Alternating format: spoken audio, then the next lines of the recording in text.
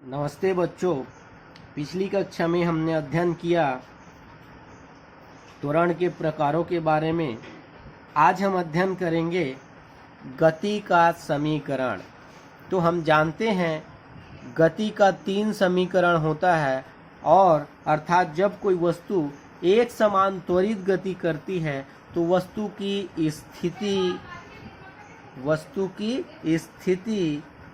समय और त्वरण, वस्तु की स्थिति, समय, त्वरण और वेग में संबंध बताने वाला समीकरण, इन सभी समीकरणों को हम कहते हैं गति का समीकरण।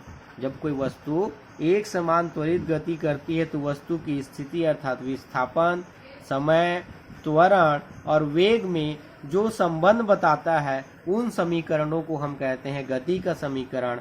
और गति का 3 समीकरण होता है। पहला समीकरण होता है v = v0 + at। इसको हम इस रूप में भी लिख सकते हैं v = u + at, जहाँ v अंतिम वेग है, v0 प्रारंभिक वेग है, a त्वरण है, t समय है। दूसरा s = v0t + ½ at²। इसको अन्य रूप में लिख सकते हैं s = ut + ½ at²। यहाँ u के जगह v0 लिया गया है और v0 के क्या माना गया है? प्रारंभिक वेग।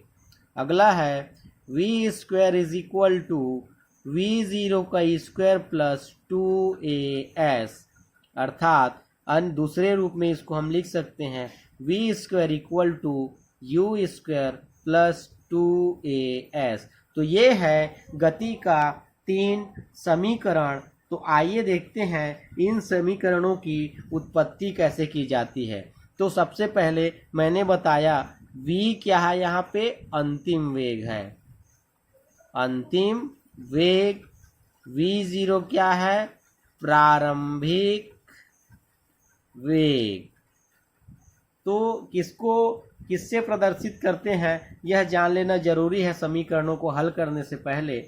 तो v को हम अंतिम वेग कहते हैं, v0 को प्रारंभिक वेग कहते हैं, a को हम त्वरण और t को प्रदर्शित करते हैं समय से, या समय को t से प्रदर्शित करते हैं, और विस्थापन को प्रदर्शित करते हैं s से। विस्थापन को किससे प्रदर्शित करते हैं? s से। तो v अंतिम वेग, v0 प्रारंभिक वेग, a त्वरण, t समय और s विस्थापन। इसलिए प्रथम समीकरण की उत्पत्ति, गति के प्रथम समीकरण की उत्पत्ति। यह ध्यान रखना है, हम गति का नियम नहीं निकाल रहे हैं, हम गति का समीकरण पढ़ रहे हैं, और गति का नियम और समीकरण दोनों अलग अलग चीजें हैं। तो आइए देखते हैं गति का प्रथम समीकरण। तो मान लो कोई वस्तु, माना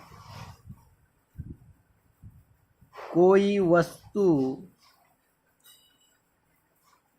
एक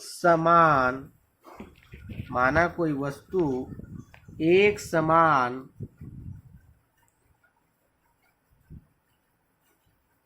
त्वरण a से गतिशील है। किसी क्षण t = 0 पर उसका वेग क्या होता है? v0 व t समय पर वेग v हो जाता है। अर्थात t = 0 पर जब वस्तु क्या है, समय 0 था तो उसका वेग क्या था? 0 था। प्रारंभिक स्थिति में वस्तु का वेग क्या था? v0 था। और मान लो t समय पश्चात उसका वेग क्या हो गया? v0 हो गया। इसलिए वस्तु का त्वरण इक्वल टू होता है, हम जानते हैं सूत्र, वेग में परिवर्तन बटे समयांतराल। वेग में परिवर्तन बटे समयांतराल, इसलिए a इज इक्वल टू, त्वरण को हम a से प्रदर्शित करते हैं, वेग में परिवर्तन, बाद में वेग कितना हो गया v माइनस प्रारंभिक वेग v0 upon t minus t0। t समय और प्रारंभिक समय क्या था, शून्य था, तो ये तिर्यक गुणा करेंगे तो क्या हो जाएगा, at is equal to v minus v0। v0 को क्या करते हैं हम, पक्षांतर कर दें, v0 को हम क्या करें, एक दूसरी साइड पक्षांतर कर देंगे तो यहाँ चिन्ह क्या है, बदल जाएगा, इसलिए v इज इक्वल टू हो जाएगा v0 प्लस at। यह है गति का प्रथम समीकरण, जहाँ v अंतिम वेग होता है, v0 प्रारंभिक वेग, a त्वरण और t को हम समय से प्रदर्शित करते हैं। अगला है गति का द्वितीय समीकरण।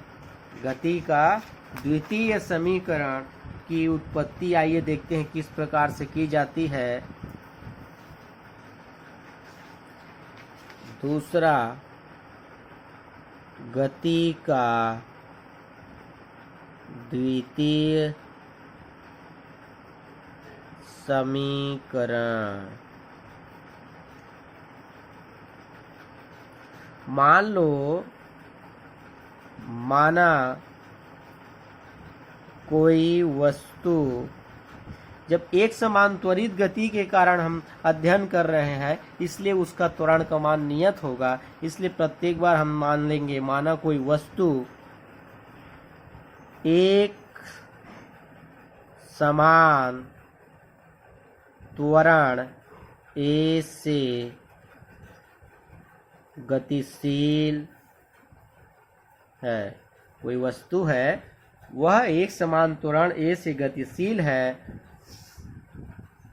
t इक्वल टू 0 पर उसका वेग क्या है, v0, तथा t समय पर वेग क्या है, v है, तो वस्तु का औसत वेग, दो स्थितियों में वेग है, t इक्वल टू 0 पर वेग v0 था और t समय पर वेग क्या हो गया, v हो गया, इसलिए औसत वेग निकालेंगे तो दोनों वेग को जोड़ के हम 2 से भाग दे देंगे, अर्थात v0 प्लस v अपॉन 2। औसत वेग का मान कितना आया, v0 प्लस v अपॉन 2। इसलिए कुल विस्थापन इज इक्वल टू औसत वेग गुणित समयांतराल। औसत वेग, ये सूत्र कहाँ से आया, वेग बराबर होता है विस्थापन बटे समयांतराल, कुल विस्थापन बटे कुल समयांतराल। तो औसत वेग का मान हम यहाँ से विस्थापन का मान निकालेंगे तो जैसे v is equal to s upon t होता है, तो ये v वेग है, ये कुल विस्थापन है, समय है, s का मान निकालेंगे, t को दूसरी ओर क्या कर देंगे, हम पक्षांतर कर देंगे तो वेग के साथ गुणा हो जाएगा, इसलिए कुल विस्थापन इज इक्वल टू औसत वेग गुणित समयांतराल, और विस्थापन को हम प्रदर्शित करते हैं s से। औसत वेग कितना है, v0 प्लस v अपॉन 2, समयांतराल कितना है, t माइनस 0, तो s इज इक्वल टू आया v0 plus v upon 2 into t।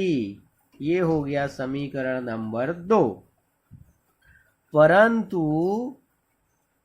हमने गति का समीकरण ज्ञात किया है, गति का प्रथम समीकरण v इज इक्वल टू होता है v0 प्लस at। तो यहाँ v के स्थान पर हम क्या रख देंगे, v0 पर प्लस at समीकरण 2 में। तो s इज इक्वल टू क्या हो जाएगा, v0 plus at upon 2 into T.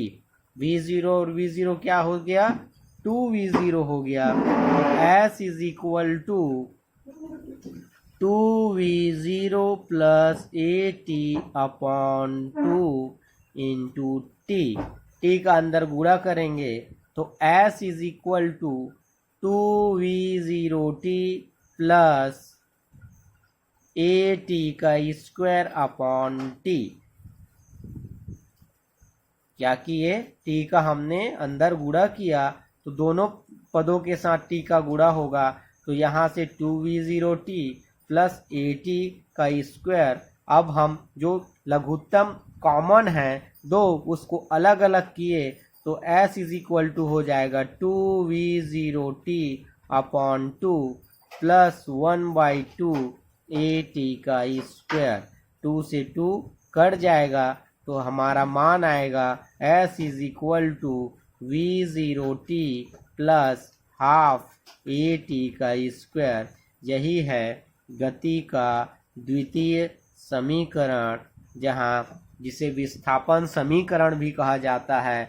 s विस्थापन, v0 प्रारंभिक वेग, t समय और a त्वरण को प्रदर्शित करता है।